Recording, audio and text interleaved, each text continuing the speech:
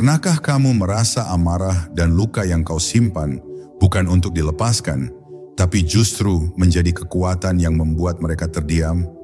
Mereka yang pernah mencoba menghancurkanmu, kini justru menangis air mata yang palsu, air mata buaya. Tapi tahukah kamu, kemarahanmu bukanlah sesuatu yang harus kau lepaskan untuk bahagia. Justru kemarahan itu adalah tanda bahwa kau masih hidup, masih kuat, dan mereka mulai takut. Bersiaplah mengikuti perjalanan ini sampai akhir, karena di dalamnya ada kebenaran yang jarang diungkap. Pelajaran tentang bagaimana kau bisa berdiri tegak dan membuat mereka menyesal tanpa harus menoleh ke belakang. Bab 1. Kemarahan yang terbentuk dari pengkhianatan.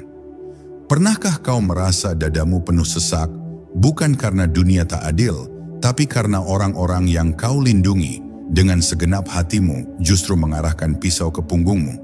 Murka tidak lahir dari satu kejadian, ia tumbuh perlahan seperti api kecil yang disiram bensin oleh pengabaian, dusta dan janji palsu yang diulang berkali-kali.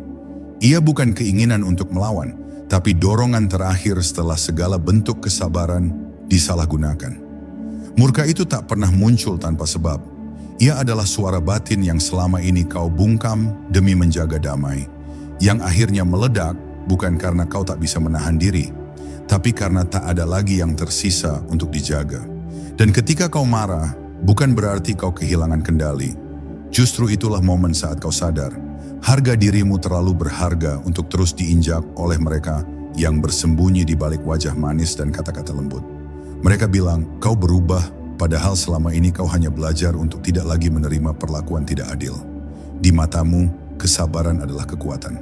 Tapi di mata mereka yang licik, kesabaran adalah peluang.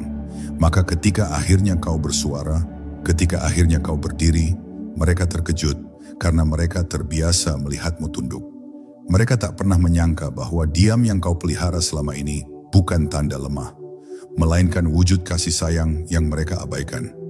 Kau memberi mereka kesempatan, waktu, dan bahkan pengertian saat mereka jelas-jelas menyakitimu.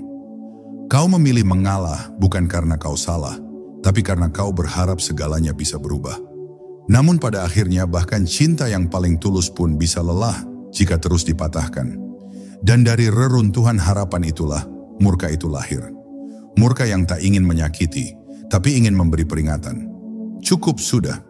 Karena ada batas bagi setiap manusia, dan ketika batas itu dilangkahi berulang kali, maka amarah pun menjadi satu-satunya bahasa yang tersisa. Bukan untuk mencaci, tapi untuk menyadarkan. Bukan untuk melukai, tapi untuk menunjukkan bahwa kebaikan pun ada batasnya. Mereka yang dulu memanfaatkanmu, kini mulai gelisah. Mereka tahu, saat kau tak lagi diam, tak ada lagi tempat bagi kepalsuan mereka untuk bersembunyi. Kau bukan lagi orang yang sama, karena luka telah mengajarimu hal yang tak pernah mereka ajarkan. Kekuatan dalam mempertahankan martabatmu sendiri.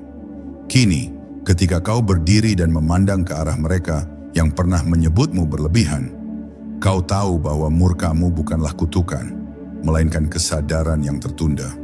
Kau tak menyesal telah marah, karena kemarahanmu adalah panggilan untuk jujur pada dirimu sendiri. Bahwa terlalu lama kau mencoba menenangkan badai yang bukan kau ciptakan. Terlalu lama kau menjaga kedamaian yang hanya kau perjuangkan sendiri. Dan sekarang, biarlah dunia tahu, murka ini bukan untuk membalas, tapi untuk membebaskan dirimu dari peran yang tak pernah kau pilih. Bab 2. Air mata yang tak lagi menggugah. Ada satu momen dalam hidup ketika kau tak lagi mudah tersentuh oleh tangisan seseorang. Bukan karena hatimu menjadi dingin, tapi karena kau telah melihat bagaimana air mata bisa dijadikan senjata.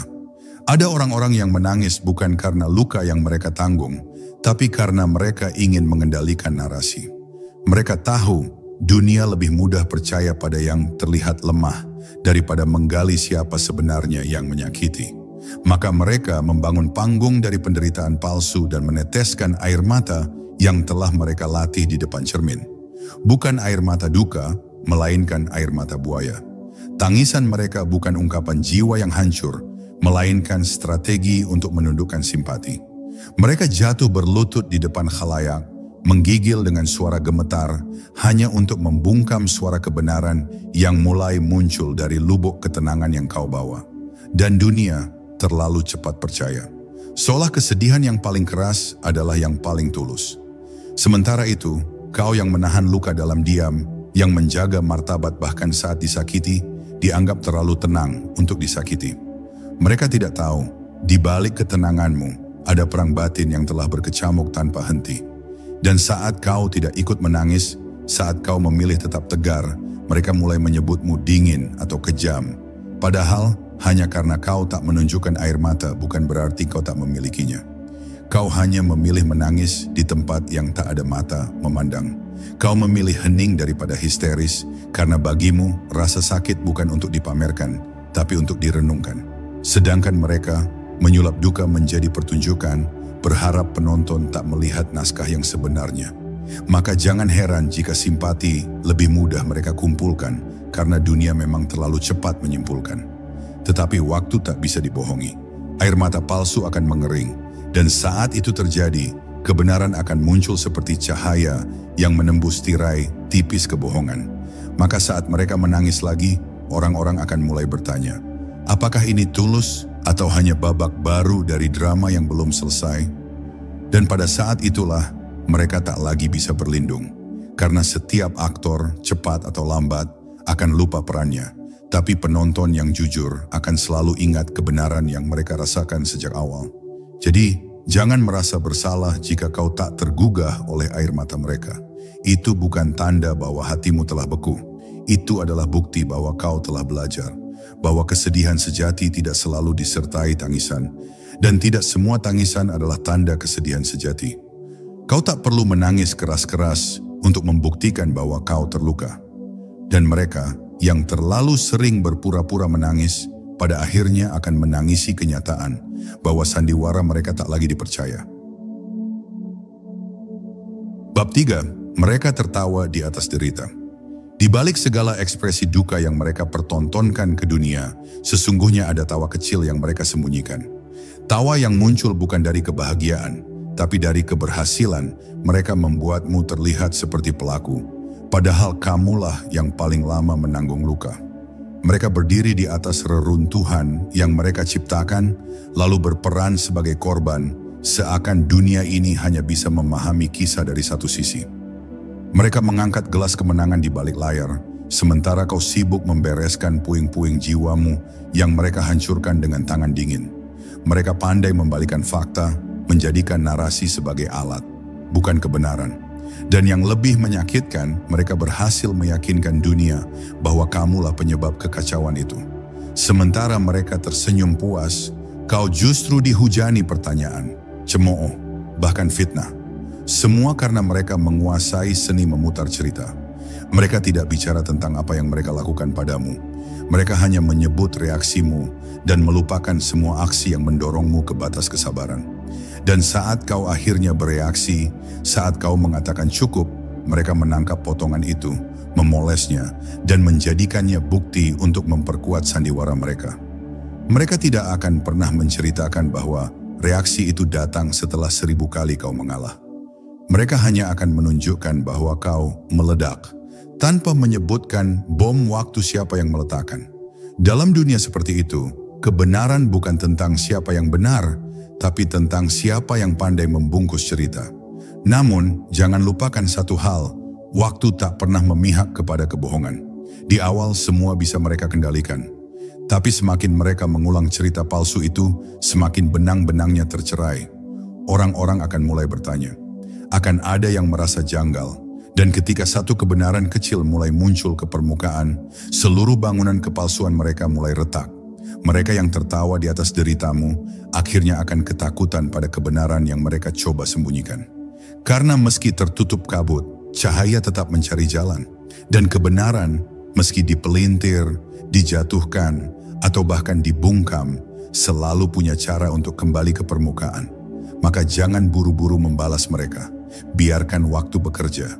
Biarkan kebenaran itu datang dengan tenang, namun pasti. Karena mereka yang menjadikan luka orang lain sebagai hiburan, suatu hari akan menangis bukan karena tersakiti, tapi karena dunia akhirnya melihat siapa mereka sebenarnya. Bab 4. Saat mereka takut kau berubah. Perubahanmu membuat mereka gelisah, bukan karena kau menjadi jahat, tapi karena kau tidak lagi bisa dikendalikan. Dulu mereka bebas memainkan emosimu, menjatuhkan harga dirimu, dan memutarbalikkan semua niat baikmu menjadi senjata untuk menyerangmu kembali. Tapi sekarang kau tak lagi tunduk, dan dalam kebangkitan itulah mereka mulai merasa kehilangan kendali atasmu. Itulah yang mereka takuti, bukan karena kau berubah menjadi seseorang yang berbahaya, tapi karena mereka tahu sekarang kaulah yang memegang kendali atas jalan hidupmu sendiri. Kau tak lagi menjawab pesan dengan tergesa-gesa. Kau tak lagi mencari-cari pembenaran atas luka yang mereka berikan. Kau tak lagi meminta maaf atas hal-hal yang bukan salahmu.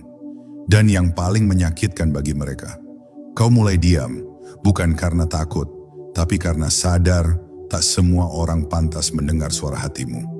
Diam yang sekarang berbeda, ia bukan lagi tanda penyerahan, tapi bentuk perlawanan yang paling elegan. Dan dalam diam itu, mereka mulai panik, karena mereka kehilangan alat yang biasa mereka pakai untuk mengikatmu. Mereka mencoba mendekat kembali, dengan kata-kata manis, dengan wajah penuh penyesalan. Tapi di balik itu semua, ada satu motif, mengembalikan dirimu pada versi yang bisa mereka kendalikan. Mereka tidak datang karena tulus ingin memperbaiki. Mereka datang karena resah melihatmu melangkah tanpa mereka. Dan ketika kau tetap diam, tetap teguh, mereka mulai menyebutmu angkuh. Padahal yang kau lakukan hanyalah mencintai dirimu sendiri, lebih dari rasa takut akan kehilangan mereka. Mereka lupa, seseorang yang sudah terluka terlalu dalam, tidak akan kembali ke tempat yang sama untuk dilukai 2 kali. Kau bukan berubah menjadi orang yang keras. Kau hanya berhenti menjadi tempat mereka melampiaskan ketidaksempurnaan mereka. Kau bukan menjadi asing, kau hanya menutup pintu yang terlalu sering dibuka untuk masuknya pengkhianatan. Dan perubahan itu bukan dendam, itu adalah proses alami dari seorang manusia yang akhirnya memilih dirinya sendiri, setelah terlalu lama dihancurkan oleh orang-orang yang berpura-pura peduli. Kini mereka melihatmu berjalan tenang, dan itu menakutkan mereka. Karena mereka sadar, senyummu yang sekarang bukan lagi senyum yang penuh harap kepada mereka. Itu adalah senyum yang lahir dari penerimaan. Dari keberanian untuk melangkah tanpa bergantung. Dan tak ada yang lebih mengganggu ego mereka selain melihatmu baik-baik saja tanpa mereka. Kau bukan hanya berubah, kau bangkit. Dan dalam kebangkitanmu itulah, mereka mulai melihat mereka bukan lagi pusat duniamu. Bab 5. Kau bukanlah yang mereka cibir, kau adalah cermin yang mereka takuti. Seringkali cibiran yang mereka lontarkan kepadamu bukan benar-benar tentang dirimu. Itu tentang mereka. Tentang rasa takut mereka melihatmu menjadi sesuatu yang tak bisa lagi mereka kontrol. Tentang bayang-bayang kesalahan mereka yang terpancar dari keteguhanmu. Kau adalah cermin dan tak semua orang berani menatap bayangannya sendiri.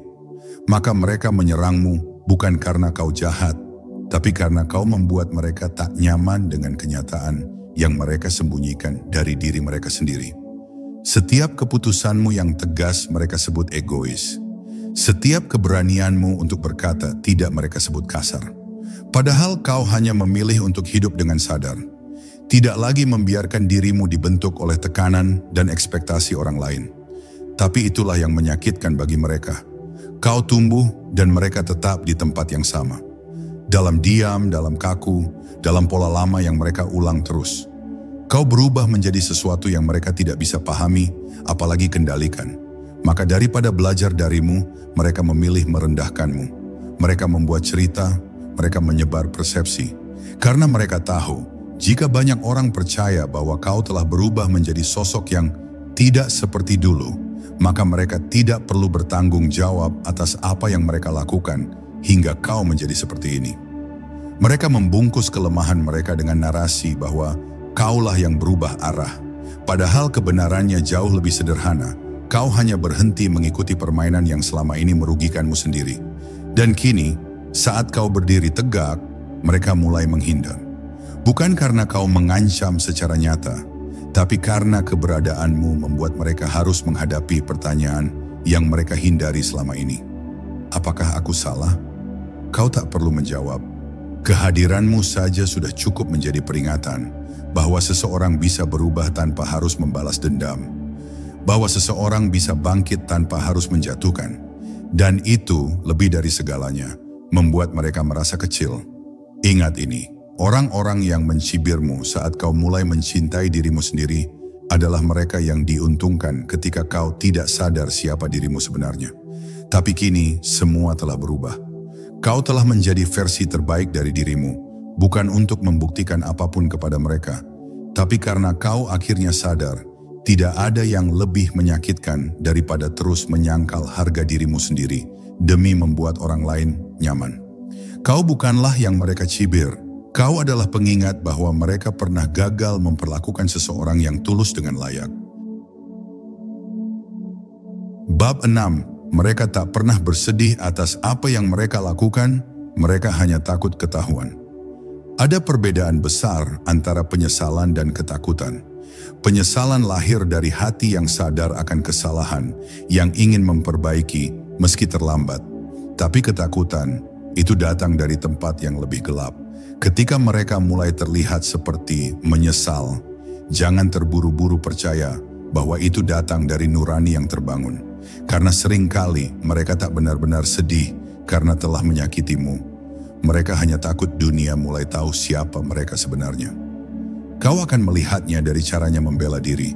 Mereka tidak bilang, aku salah. Mereka bilang, aku tidak bermaksud begitu. Mereka tidak mengatakan, aku telah menyakitimu. Mereka memilih kalimat seperti, kau terlalu sensitif. Lihatlah betapa halusnya mereka memutar arah, menempatkan tanggung jawab atas luka di pundakmu. Karena bagi mereka, citra lebih penting daripada pertobatan. Mereka ingin tetap terlihat baik, meski sudah jelas melakukan hal buruk. Dan bila itu tak berhasil, mereka menyalahkanmu karena berani bicara. Dalam diamnya mereka, ada kecemasan yang tak mereka akui. Bukan kecemasan karena menyadari dosanya, melainkan rasa takut kehilangan simpati dari orang-orang yang pernah mereka pengaruhi. Ketika kau mulai bersuara, ketika dirimu yang diam selama ini mulai menjelaskan apa yang sebenarnya terjadi, mereka berusaha lebih keras untuk mendahuluimu. Mereka menyebar narasi, mereka mencari simpati lebih dahulu. Karena bagi mereka, bukan luka yang penting, melainkan siapa yang lebih dulu membentuk persepsi. Mereka takut kehilangan wajah, bukan kehilanganmu. Dan itu menyakitkan, menyadari bahwa bahkan penyesalan yang kau harap-harap itu ternyata bukan karena cinta atau penyesalan sejati, tapi semata-mata karena mereka takut terlihat sebagai sosok yang sebenarnya. Maka ketika mereka menangis, ketika mereka mengatakan maaf dengan suara parau, tanyakan dalam hatimu, apakah mereka menyesal karena telah menghancurkanmu, atau karena kini mereka tak bisa lagi menyembunyikan apa yang telah mereka lakukan? Dan di sanalah kau akan temukan kedamaian. Saat kau sadar bahwa kebangkitanmu telah mengusik bayang-bayang mereka sendiri.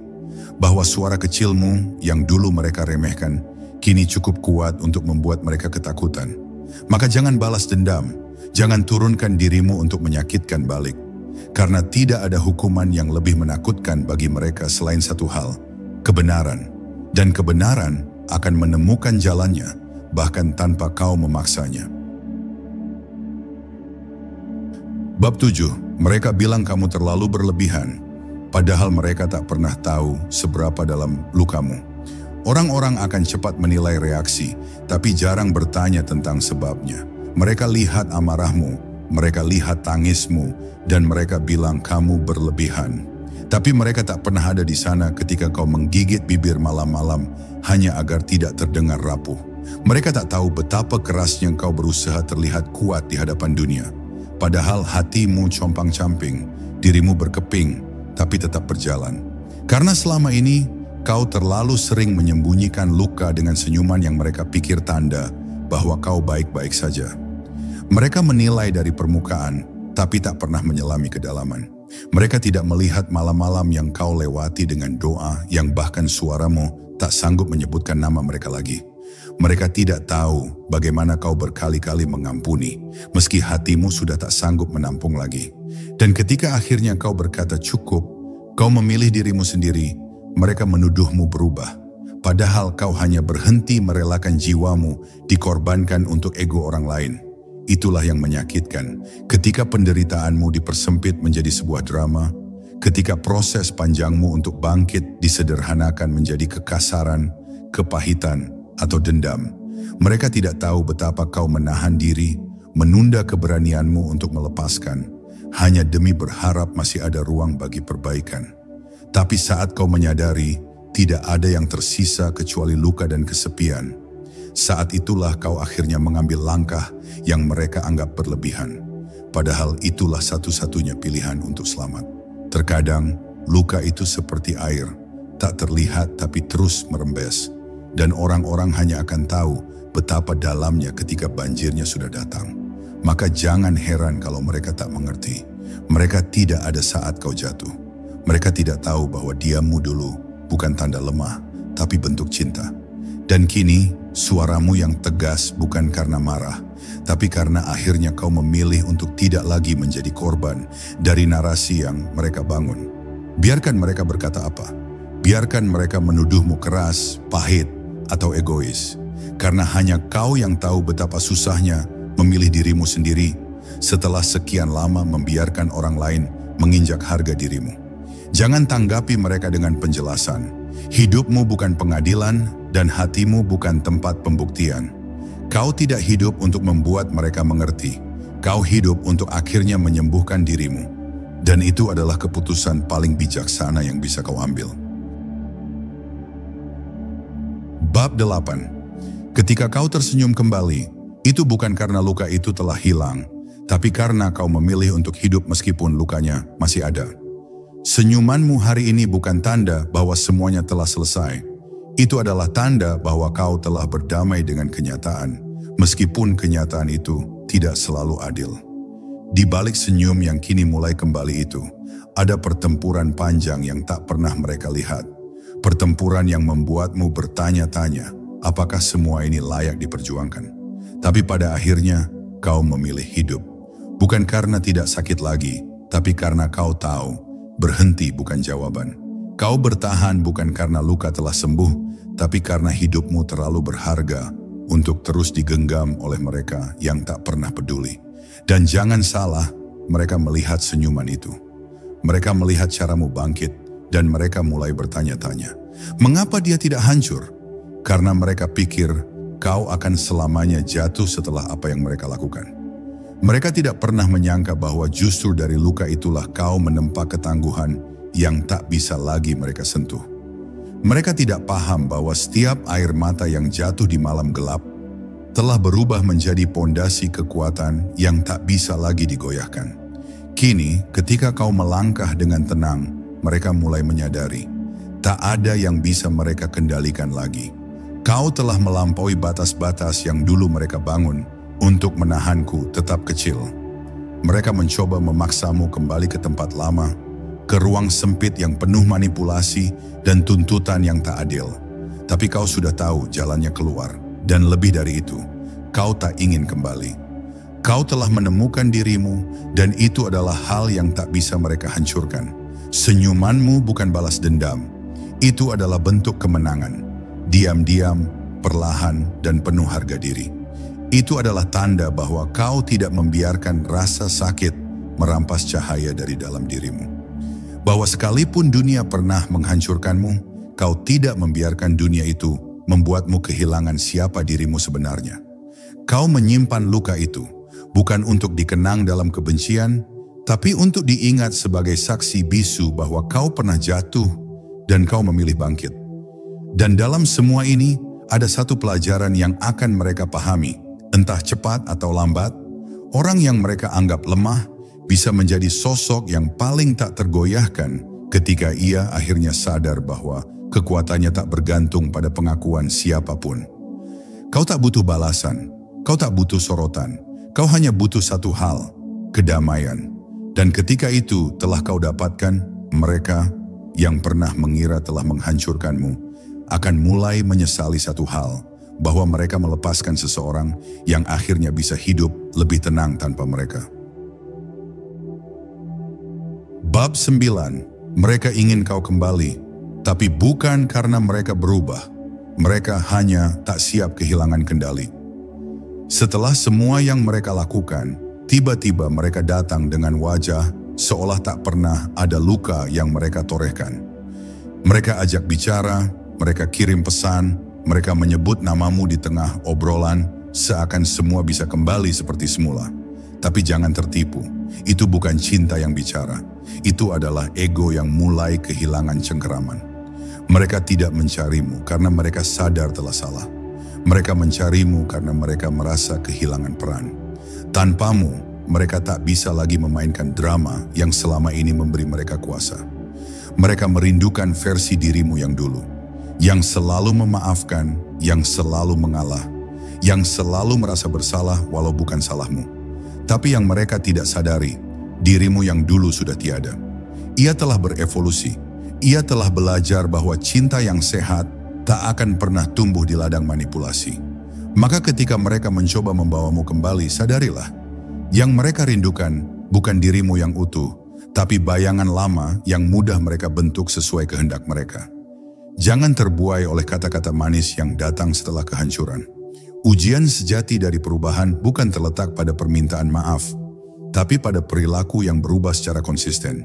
Jika mereka datang hanya membawa kenangan, tapi tak menyentuh luka yang pernah mereka buat, maka itu bukan proses penyembuhan, itu adalah jebakan. Mereka ingin kau lupa, mereka ingin kau tutup mata terhadap semua yang pernah membuatmu menangis dalam sunyi. Tapi kau tahu, lebih baik sekarang. Kau tahu bahwa cinta tanpa pertanggungjawaban hanyalah pengulangan rasa sakit. Tak semua yang kembali pantas diterima. Tak semua yang menyesal benar-benar berubah. Dan bukan tugasmu untuk menjadi tempat bagi mereka menyimpan penyesalan yang mereka sendiri tak mau selesaikan. Kau bukan tambalan dari lubang yang mereka gali sendiri. Kau bukan obat dari luka yang mereka ciptakan lalu lari. Kini, kau adalah seseorang yang tak bisa lagi dikembalikan ke versi lama hanya karena seseorang merasa kehilangan kenyamanan. Biarkan mereka merindukanmu. Biarkan mereka duduk dalam sepi yang dulu mereka ciptakan untukmu. Karena kadang, satu-satunya cara agar seseorang benar-benar belajar menghargai adalah ketika mereka kehilangan akses terhadap apa yang dulu mereka anggap bisa dimiliki selamanya.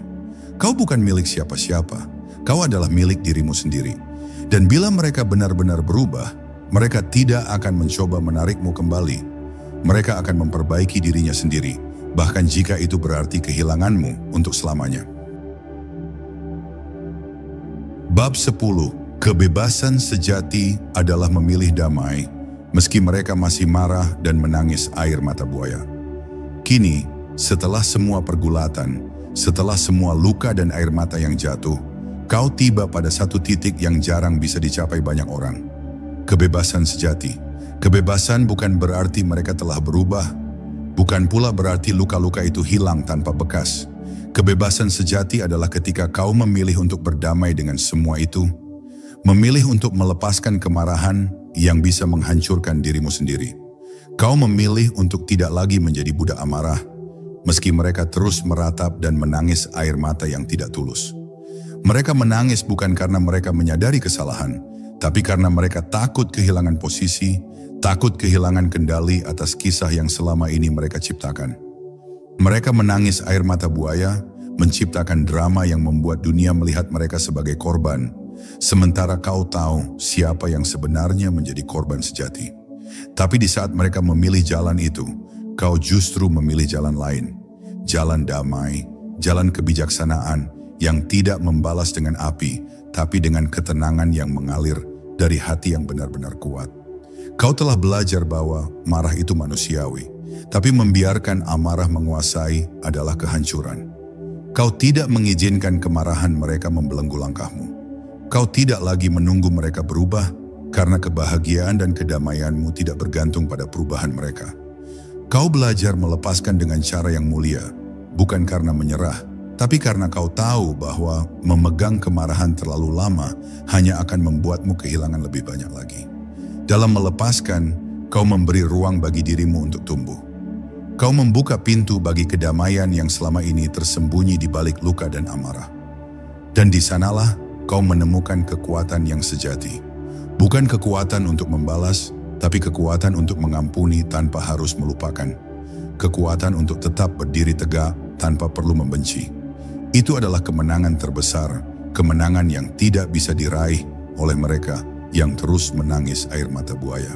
Dan ingatlah selalu, kebebasan sejati bukan milik mereka yang menangis palsu atau berteriak marah, tapi milik mereka yang mampu tersenyum damai di tengah badai. Kau adalah sosok itu. Kau adalah jiwa yang memilih cinta dan damai, meski dikelilingi oleh kemarahan dan kepalsuan. Maka berjalanlah terus dengan kepala tegak dan hati yang ringan. Karena di setiap langkahmu yang bebas, kau telah membuat mereka menangis air mata buaya. Di akhir perjalanan ini, ingatlah satu hal yang paling berharga. Bukan tentang berapa lama kau bertahan, tapi bagaimana kau memilih untuk berdamai dengan semua luka itu. Kemarahan yang bijak bukanlah beban, melainkan pelajaran. Dan ketika kau mampu tersenyum tanpa dendam, saat itulah kau benar-benar bebas. Karena kebebasan sejati adalah saat kau tak lagi tergantung pada amarah mereka, melainkan pada ketenangan hatimu sendiri. Teruslah berjalan dengan kepala tegak dan hati yang damai, karena itulah kemenangan yang tak bisa mereka ambil darimu.